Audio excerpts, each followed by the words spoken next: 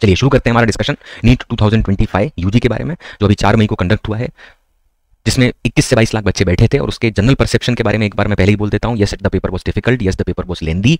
जो उसमें चीज़ें पूछी गई, कुछ चीज़ें बहुत ज़्यादा आउट ऑफ द वे जाके पूछी गई। जिस तरह का जो आपका पेपर पैटर्न बनाया गया है कि भाई बॉटनी के अंदर, जूलॉजी के अंदर जो टाइम, केमिस्ट्री के अंदर जो बच्चा बचा के लाता था फिजिक्स के लिए, वो बचा के भी नहीं ला पाया और फिजिक्स भी लेंदी बना दी। तो ऑब्वियसली बात है, जो जनरल ओवरव्यू है, जो आपका ओवरऑल प्रॉब्लम क्रिएट होने वाली है, जो केओस क्रिएट होने वाला है सब्जेक्ट या पेपर के पॉइंट ऑफ व्यू से, ऑब्वियसली बात है वी कैन अंडरस्टैंड दिस। ठीक है, बट ये सारी बातें ध्यान में रख लें। सबके अपने अपने जस्टिफिकेशन है, सब अपने जो इंस्टीट्यूट्स हैं वो अपने अपने जस्टिफिकेशन दे रहे हैं। ठीक है, मुझे एक सिंपल सा फैक्ट है जो पता है, जिसके लिए आई एम श्योर कि 2024 में भी बहुत कुछ हुआ, बहुत सारी चीज़ें हुई। ठीक है, बहुत सारे बच्चों के सेम मार्क्स आए। वो जो स्पेक्ट्रम था, जो रेंज था मार्क्स का, वो बहुत नैरो डाउन हो गया। बहुत सारे लोगों के सेम मार्क्स आने लगे। 80 लाख के भी लोग डर रहे थे कि क्या होगा हमारा सिलेक्शन की नहीं। बहुत सारी दिक्कतें थी, but still at the and वो जो भी थोड़ा बहुत जो एनटीए ने चीज़ें सीरियस ली या जो कोर्ट के पॉइंट ऑफ व्यू से उन तक पहुंचा, उन पर जो एक्शन लिया, वो लेने के बाद at the end tell me, paper वापस चला गया क्या? नहीं। क्या वो एग्जाम कुछ सेट ऑफ बच्चों ने दिया था? नहीं, सबके लिए सेम था। ओके, क्या मेडिकल की सीट्स नहीं भरी गई? बिल्कुल भरी गई, वो भी भरा गया। तो ऐसा एट द एंड जो काउंसलिंग की प्रोसेस है, सीट्स भरने की प्रोसेस है, जो भी आपका एंड तक जाता है चीज़ें, वो वैसे ही जाने वाली हैं। Nothing will be changed. Let's get practical first. ठीक है, कि आप ये नहीं बोलने वाले कि आपके पर्सनल परसेप्शन या आपके आसपास बहुत सारे लोगों ने बोल दिया कि फिजिक्स बहुत डिफिकल्ट था या पेपर बहुत डिफिकल्ट था, लेंदी था, ये सारी चीज़ें साइड में रख 2 मिनट के लिए सोच, क्या ये सब पलट के वापस चला जाएगा? नहीं। तो डील तो करना है, तो पहले अपने आप को थोड़ा कड़क बनाओ। ठीक है, हैव पेशेंस। अभी आपके पास कुछ जनरलाइज्ड ओवरव्यू किसी चीज़ का नहीं है। ये सिर्फ और सिर्फ एक डेटा एनालिसिस है, जिसके बेसिस पे कुछ इन्फ्रेंस या कुछ कंक्लूजन है, कुछ पॉइंट है जो आखिरी में निकल के आ रहे हैं, उनको बताया जा रहा है, ताकि कहीं ना कहीं जो उस पर्टिकुलर पॉइंट के नीचे है वो सोच पाए कि क्या डिसाइड करना है लॉन्ग टर्म के लिए, या उसके ऊपर है तो वो पेशेंस रख पाए कि ना रख पाए। I can understand your mind set right now, जो आप फील कर रहे हैं, जो आप फेस कर रहे हैं। बिकॉज इतने साल से नीट के बच्चों को पढ़ाते पढ़ाते एक चीज़ समझ आई, इस सब्जेक्ट को, सबसे डिफिकल्ट सब्जेक्ट अगर understand with the key subject which will be creating a difference in the total marks के बेसिस पे जो डिफरेंस क्रिएट कर रहा होगा, वैसी बात है, वो यही सब्जेक्ट है। ठीक है, अभी उसको एनालाइज करते हैं, पैरामीटर भी बताता हूँ, कंक्लूजन भी देखते हैं।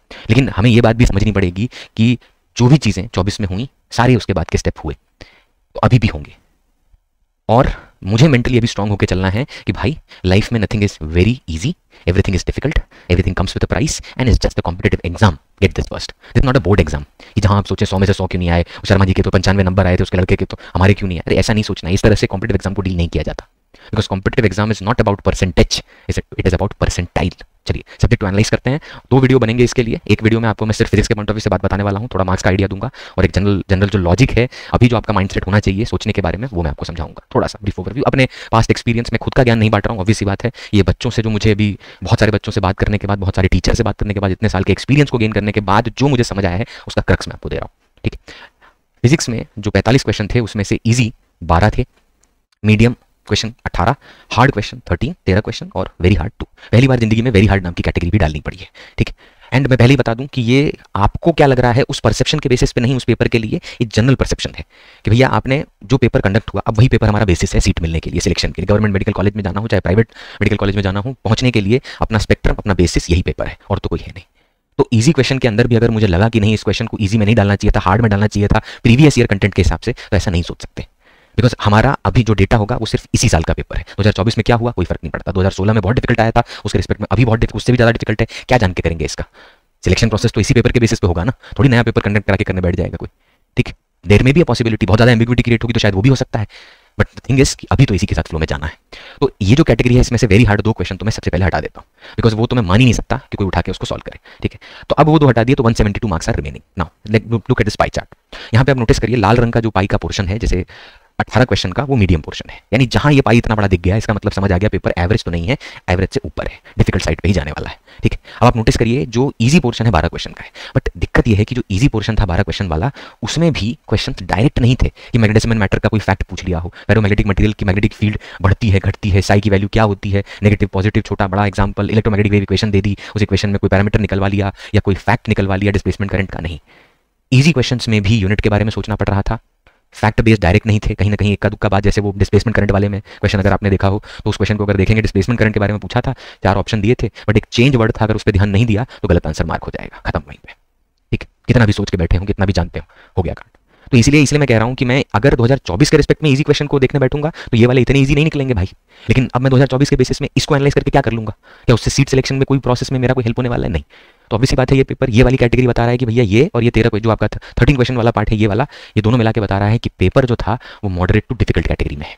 अब मॉडरेट टू डिफिकल्ट कैटेगरी में चला गया और see the problem is just paper का डिफिकल्ट होना ही प्रॉब्लम नहीं है, डिफिकल्टी के साथ साथ लेंदी होना भी है। आप सिर्फ पेपर को डिफिकल्ट रखते चल जाता है, सिर्फ लेंदी रखते तो भी चल जाता है, लेकिन प्रॉब्लम ये है कि आपने बॉटनी भी डिफिकल्ट कर दिया, जूलॉजी भी डिफिकल्ट कर दिया, ठीक है। तो अब वो पर्टिकुलर पोर्शन डिफिकल्ट हो गया, इसका मतलब वहां से जो टाइम बचता था फिजिक्स को सॉल्व करने के लिए वो तो बचा ही नहीं, तो वहीं लग गई पहले तो। दूसरा केमिस्ट्री भी डिफिकल्ट कर दिया, तो जो वहां से भी टाइम बचाते थे दोनों पार्ट से, आपको बायोलॉजी और केमिस्ट्री से, वो फिजिक्स में लगाते थे, अब बच्चा वहां से टाइम बचा के ला ही नहीं पाया, फिजिक्स में आया, देखा यहाँ भी क्वेश्चन पेपर लेंदी है, भरा पड़ा है। तो यू कैन नॉट एक्सपेक्ट जो आप इससे पहले एक्सपेक्ट करते थे 2000 आप प्रीवियस ईयर डेटा को उठा के जो आप कंटेंट उठा के देखिए, और क्या करता है आदमी भाई प्रिपरेशन के टाइम पे, और बच्चा क्या करेगा प्रीवियस ईयर को देखेगा ना। लेकिन प्रीवियस ईयर को अगर पेपर बनाने वाले ने प्रीवियस ईयर को ध्यान नहीं दिया और अचानक से एकदम पेपर ऐसा लीप एंड बाउंड भाग गया, एकदम अपने रेंज से ही बाहर भाग गया, तो ऑब्वियसली बात है केओस क्रिएट हो जाएगा। शांति रख, इसके लिए परेशान होने की कोई ज़रूरत नहीं है, ठीक है। आपके आसपास जितने भी लोग इमोशन खेल रहे हैं, जितनी भी कवर अप हो रही हैं चीज़ें, डोंट गो इनटू दैट। सिर्फ अपने आप को पेशेंस के साथ डील करवा, बिकॉज अभी you don't know, because this is a competitive exam not a board exam. क्या है ये? Competitive exam not a board exam. क्योंकि कॉम्पिटेटिव एग्जाम में आप वो शर्मा जी के 90 आए थे 95 आए थे उस अप्रोच से चलते हैं, लेकिन इस वाले एग्जाम में आप इस अप्रोच से नहीं जाते हैं, बिकॉज यहाँ पे परसेंटेज मैटर करता है या percentile, yes the percentile matters, ठीक। तो ऑब्वियसली बात है पेपर किस कैटेगरी में चला गया, पेपर चला गया आपका मीडियम टू डिफिकल्ट कैटेगरी में। अब आप देखिए इतना समझ आ गया कि भैया कॉम्पिटेटिव एग्जाम के ऊपर आप सिर्फ मेमोराइज करके काम नहीं चला सकते हो। वो जो क्रिएटर्स आजकल आपको सिर्फ एक सीक्वेंस फॉर्म करा दे रहे हैं, मजा दिला दे रहे हैं कि हाँ हंसी मजाक हो रहा है, जिंदगी के बारे में बातें हो जा रही हैं, ये सब पता चल जा रहा है, बहुत बढ़िया है, आपको मजा भी आया पूरे प्रिपरेशन टाइम में, बट एट दी एंड जो आपको चाहिए, जहाँ पे आप जाना, मैं नहीं कह रहा कि सिर्फ एमबीबीएस ही आपका टारगेट होगा, बीडीएस हो सकता है, डेंटल हो सकता है, बहुत सारी कैटेगरीज है, वहाँ पे भी जा सकते हैं अपने, ठीक है। उसके ऊपर भी वीडियो बनाएंगे, बाद में जरूर बनाएंगे भाई और क्या क्या ऑप्शन अवेलेबल है, लेकिन प्लीज अंडरस्टैंड दिस, सुपरफिशियल पढ़ाई कॉम्पिटेटिव एग्जाम में कभी काम नहीं आएगी। ये एट दी एंड केओस बनाना फिर उसको कवर अप करना, this will not help you, ठीक है। तो पेपर किस कैटेगरी में गया? पेपर गया अपना मीडियम टू हार्ड, ठीक है। अब मीडियम टू हार्ड में चला गया तो ऑब्वियसली बात है जो मार्क्स है वो रिड्यूस हो जाएंगे। मैंने आपको बताया 2 क्वेश्चन वेरी हार्ड वाले तो पहले निकाल दो, तो कितने बचे अपने पास? 2 हटा दिए तो कितने बचे भाई? 172 में से मैं मानता हूँ 30 मार्क और निकाल दे, 130 से 135, मतलब मैं एक्जैक्टली नहीं कह रहा हूँ कि 172 में से 30 निकाल दें, ठीक है, वो 142 आएगा। तो आप ये समझिए कि 130 से ऊपर अगर आपके फिजिक्स में मार्क्स हैं तो ट्रीट इट लाइक 160 ओनली, इस तरह से ट्रीट करना है उसको। तो यहीं पे 30 मार्क्स का मार्जिन क्रिएट हो गया 2024 के रिस्पेक्ट में, जो भी सीट वहां भरी होंगी काउंसलिंग में उसमें 30 मार्क का डिफरेंस वहीं पे क्रिएट हो गया सीधा सीधा, किस सब्जेक्ट की वजह से? फिजिक्स। तो रिडक्शन इन मार्क्स आएगा भैया, ठीक है। अच्छा अब इसमें क्या क्या पैरामीटर रखे हैं ध्यान में? तो पैरामीटर क्या है? सबसे पहला है कैलकुलेशन। कैलकुलेशन बहुत थी, यूनिट कन्वर्जन में कहीं भी कांड हो गया, इधर उधर थोड़ा बहुत चला गया, तो आप जैसे एक क्वेश्चन था उसमें वो चेंबर दिया हुआ है, दो गैसेस भरी हुई है, बीच में पार्टीशन है, ठीक है, वो निकाल दिया, प्रेशर पूछ रहा है, इक्विलिब्रियम प्रेशर क्या होगा, देन दो क्या बोलते हैं ऑक्सीजन आपके गैस एक चैम्बर में भरा हुआ है, ठीक है, और उसमें से कुछ मोल्स निकल गए, फाइनल जो कंडीशन है वो दे दी, तो कितना मास ऑफ ऑक्सीजन बाहर गया वो पूछ लिया। अब बताइए ये जो क्वेश्चन है इसको अगर इजी कैटेगरी में डाल भी दिया 2 मिनट के लिए कि चलो समझ तो आ रहा है क्या निकालना है, लेकिन प्रॉब्लम है कैलकुलेशन की, ठीक है। तो दूसरा प्रॉब्लम है मल्टी स्टेप होने की, there are many questions which are multi step, एक के बाद एक दूसरा, दूसरे के बाद तीसरा। जैसे थर्मोडायनामिक्स का क्वेश्चन देखिए, हीट दिया, इंटरनल एनर्जी दिया, वर्क दिया, फोर्स, देन डिस्प्लेसमेंट, तब जाके रेशियो निकला, रेडियस, और जो आपका रेडियस पूछा था आई थिंक R1/R2 पूछा था, ठीक है। उसके बाद सिचुएशन बेस्ड रीजनिंग कि भैया ऑन द स्पॉट सोचना है, उसी स्पॉट पे सोचें उस चीज़ को और आंसर कर दें, वैसे क्वेश्चन थे। जैसे उसका एग्जांपल मैं आपको देता हूँ, देयर वाज अ क्वेश्चन जहाँ पे उन्होंने बोर थ्योरी के अंदर जो इलेक्ट्रॉन ऑर्बिट करता है न्यूक्लियस के आसपास, उसके लिए बोला कि फोर्स जो लग रही है उस इलेक्ट्रॉन पे वो कांस्टेंट है, और वहाँ पे radius of nth orbit and velocity of nth orbit का रिलेशन n यानी क्वांटम नंबर से क्या होगा वो बताना था, ठीक है। अब इस रिलेशन को एस्टैब्लिश करने आप बैठेंगे तो आप समझ जाइए कि अगर किसी ने वो बोर्ड के हिसाब से प्रिपेयर किया होगा बोर थ्योरी का तो डेरिवेशन देख रखा होगा, अब वो निकालने बैठ गए अगर आप potential energy, kinetic energy, force, centripetal, तो भैया लग गई, लंका लग गई, क्योंकि 10 मिनट लगेगा उसको करने में। लेकिन अगर उसका एक शॉर्टकट अप्रोच है, देखिए जो मैंने सोल्यूशन डाल रखा है उसको अगर आप देखेंगे तो उसका एक शॉर्टकट अप्रोच है, लेकिन है तो सिचुएशन बेस्ड ना, ऑन द स्पॉट सोचना पड़ेगा, चला क्लिक किया तो अलग बात है। इसलिए ये भी एक पैरामीटर रखा मैंने सोचते टाइम कंज्यूम, भाई साहब टाइम कंज्यूम हुआ पेपर में, वो बहुत ज़्यादा जरूरी था, क्योंकि time was a major factor in this paper, जो इसके लेंदी होने के कारण, बाकी सब्जेक्ट के भी लेंदी होने और इसके लेंदी होने का भी कारण बना, और जो ओवरऑल आपके cut off and safe score को रिड्यूस करता है ड्रास्टिकली। प्रीवियस ईयर, अब प्रीवियस ईयर भी मैंने पैटर्न को रखा कि प्रीवियस ईयर्स कहना चाहिए मुझे, ये प्लूरल ईयर्स है, एक की बात नहीं कर रहे हैं, जितने प्रीवियस ईयर डेटा की बात कर रहे हैं, जितने ईयर्स थे उनके अगर आप क्वेश्चंस को देखें चैप्टर वाइज तो आपको पेपर में वेरी हार्ड में 5-7 क्वेश्चन, 6 क्वेश्चन, या एनसीईआरटी को तो कहीं ना कहीं फोकस में रखा होगा, अरे उसके सॉल्व एग्जांपल से इजी क्वेश्चंस रखे हैं पेपर के पॉइंट ऑफ व्यू से, ठीक है। इसीलिए प्रीवियस ईयर को भी पैरामीटर रखा। अब यहाँ पे टॉपिक्स देखिए, टॉपिक जब आप एनालाइज करेंगे तो आपको एक चीज यहाँ पर समझ आएगी, चीज निकल के आने वाली है उससे, क्या कि जब आप देखेंगे टॉपिक तो जनरल एक्सपेरिमेंट, जैसे इसमें एक पोर्शन आपका क्वेश्चन था वर्नियर कैलिपर का, अब वर्नियर कैलिपर के सवाल में एक तो मेजरमेंट करवा रहा है, लीस्ट काउंट निकलवा रहा है, फिर खाली वो मेन स्केल का लीस्ट काउंट देख के एस की वैल्यू भी यूज करवा रहा है least count of vernier calliper निकालने में, देन जीरो एरर भी दे रखा है, डायरेक्शन दे रखा है, फिगर नहीं दी बट लैंग्वेज दे रखा है, वो भी सोचना है। तो जो क्वेश्चन पहले चैप्टर जिन चैप्टर के पोर्शन में मतलब इजी क्वेश्चन आते थे जिन पोर्शन से, वो अभी अगर देखूं तो डिफिकल्ट कैटेगरी में चले गए, तो ऑब्वियसली बात है भैया अगर हर चैप्टर का क्रक्स पूछ लिया जाएगा तो लग गई बात, ठीक है, इसीलिए सुपरफिशियल पढ़ाई से काम नहीं चलने वाला, इन डेप्थ जाना पड़ेगा। और ये उनके लिए कह रहा हूं मैं जो अब या तो ड्रॉप लेने वाले हैं या ड्रॉप लेने का सोच रहे हैं या 11th से 12th में जाएंगे। क्लियर नहीं करना, it's a competitive exam, it's not a board exam. ये बार बार कह रहा हूं मैं, डरने की कोई जरूरत नहीं है। डर की चीज आप वैसे भी जिंदगी में किसी चीज के बारे में डर के कुछ नहीं उखाड़ पाएंगे। ठीक है, हाँ, डरने के बाद decision making capability capacity drastically reduce हो जाएगी, दिमाग ब्लरी होगा, थॉट्स मिक्स होंगे, एंड एक जो जिस पॉइंट पे आप एंड रिजल्ट पे पहुंचना चाहते हैं कंक्लूजन, उस पर नहीं आ पाएंगे, and you will be wasting your energy in unnecessary thing. Life जीनी है, be positive, don't think harsh about yourself, have patience, that's it, nothing else. ठीक है, और कोई ज्ञान नहीं देना मुझे, कोई मोटिवेशन नहीं देना, बिकॉज हर टाइम मोटिवेशन की जरूरत नहीं होती लाइफ में। थोड़ा कड़क बन के अपने आप को समझा कि अभी कुछ नहीं, अभी 2 दिन तो हुआ है, जुम्मा 2 दिन गए हैं, इस पॉइंट को समझने के लिए टाइम लगेगा कि कहाँ चीजें किन मार्क्स पे जाके फाइनल होने वाली है। तो यहाँ पे आप नोटिस करेंगे मैकेनिक्स के 11 question. Mechanics is not a very easy thing.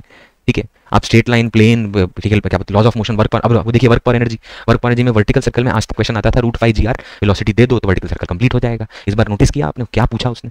तो इन डेप्थ नॉलेज रखना जरूरी है, बिकॉज जो ये इन डेप्थ नॉलेज रख रहे होंगे वो दोनों केस में पॉजिटिव रहेंगे, चाहे पेपर डिफिकल्ट हो चाहे इजी, दोनों केस में वो कॉन्फिडेंट है। क्यों? बिकॉज अगर आप आजकल का जो कंटेंट है ऑनलाइन का, अगर आप देखें जो क्रिएटर्स बना रहे हैं, अगर सुपरफिशियल तरीके से उस कंटेंट को खाली एक्सेप्ट करके वो पैटर्न को मेमोराइज कर लें, वो 25 क्वेश्चन दिखा लें कि भैया ऐसे ऐसे होता है, उस पैटर्न को आपने मेमोराइज कर लिया and you are done with it, आपको लग गया कि चलो हो गया, ठीक है, जैसी पेपर आया लग गई, वो बंदा दोबारा नहीं आने वाला है आपसे बात करने के लिए, ना आप उसके पास जाने वाले हैं कि ऐसे क्यों पढ़ाया था।